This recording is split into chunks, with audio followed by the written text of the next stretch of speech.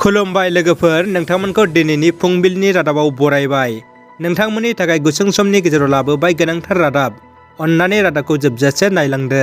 गिबि खौराङाव दङ, थैनायनि सिगां गावनि गोरोन्थिखौ उनदाहा खालामदों। थैनायनि सिगां फेसबुक लाइभ होना बांद्राय जौ लोंना बेराम जानायनि उनाव उनदाहा खालामनाय दुखुनांथाव नुथाय।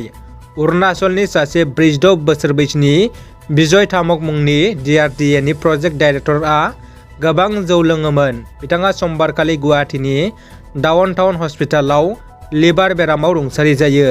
थैनायनि आगोल बिथाङा फेसबुक लाइभजों गावनि गोरोन्थिखौ उनदाहा खालामना बयखौबो मोजां लामाजों हान्थिनो खावलायो। हादरनि राजधानि गोदान दिल्लीयाव सानफ्रोमबो कभिडनि सन्देरनाया गिलु-बालु हाराव बांदों। सावस्रि रिपर्टनि बायदिब्ला गोदान दिल्लीयाव सानफ्रोमबो 12,000नि बांसिन सुबुंफोरा कभिड पजिटिभ जादों आरो कभिडजों थैनायनि हाराबो गोबां होनना मिथिनो मोन्दों। कभिडखौ होबथानो दिल्ली खुंथाया गोख्रों जादों। उदालगुरि जिल्लानि खैराबारि CHC सेन्टारनि स्टाफ क्वार्टारफोरा दुखुनांथाव थासारि। उदालगुरि जिल्लानि सिङाव थानाय खैराबारि CHC देहा फाहामसालियाव डाक्टार आरो नार्सफोरनि थाखुलि नयं गैयिनि थाखाय गोबां जेंना-जेंगोनाजों मोगा-मोगि जानांदों।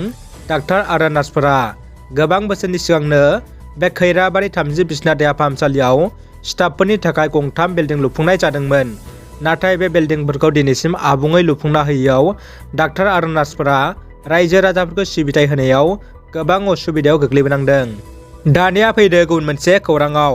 काजलगाव आरो साखि अन स्टप सेन्टारनो राननानै होनाय सरकारि हाखौ चिरां जिल्लानि सिडली खाजोना मावख'निफ्राय सिडली दलहापारानि थागिबि बिस्वजित गयारिया ससियेल वेलफेयार अफिसार साइमेश्वर मुसाहारनि सायाव अजद दैखांनाय बायदि आयेन बेरेखा दखल खालामदों होननानै लाइजाम फैनायनि सायाव बिस्वजित गयारिया खौरां बिजोंनि गेजेरजों नंखाय होननानै गोख्रों रावजों खेंफोरथि होदों।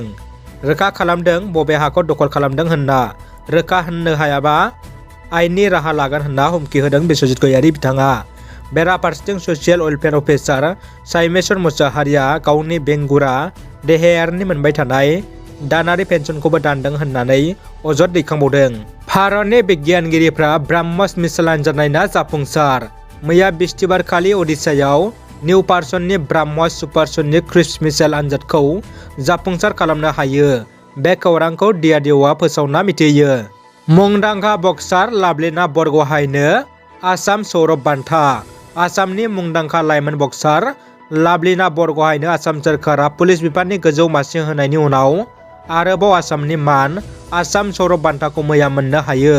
मुंदांखा बक्सारनो हादरनि मुं लाबोनायनि थाखाय आसाम सोरखारा आसाम सौरभ बान्थाखौ होनाय जायो होनना मन्त्रि केशव महन्तआ फोरमायो। दानिया फैदो जोबथा खौराङाव। आसामनि गिबि मन्त्रि डक्टर हिमन्त बिश्व शर्मा बिथाङा मैया हरखाबै गोदान दिल्लीयाव दावबायदों।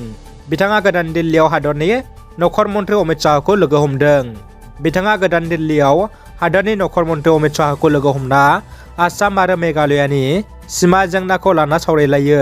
सिमा जेंनाखौ माबोरै सुस्रांनो हागोन बेखौ लाना गुवारै सावरायदों होनना मिथिनो मोन्दों। लोगोसे बे सावरायनायाव मेघालयानि गिबि मन्त्रि कनराड चांमायाबो बाहागो लाफादों। आसाम आरो मेघालयानि सिमा जेंनाखौ मिरु सोरखारा बोस्रांना होनो नखर मन्त्रि अमित शाहआ खोथा होयो होनना खौरांनिफ्राय मिथिनो मोन्दों। रादाबा एसेनोसै लोगोफोर। रादाबखौ जोबजासे नायनायनि थाखाय गासैनिसिमबो साबायखर। अन्नानै भिडिअखौ लाइक, कमेन्ट, शेयार खालाम। लोगोसे चेनेलाव गोदानै फैदोंब्ला साबस्क्राइब खालामनो गुरै खावलायबाय।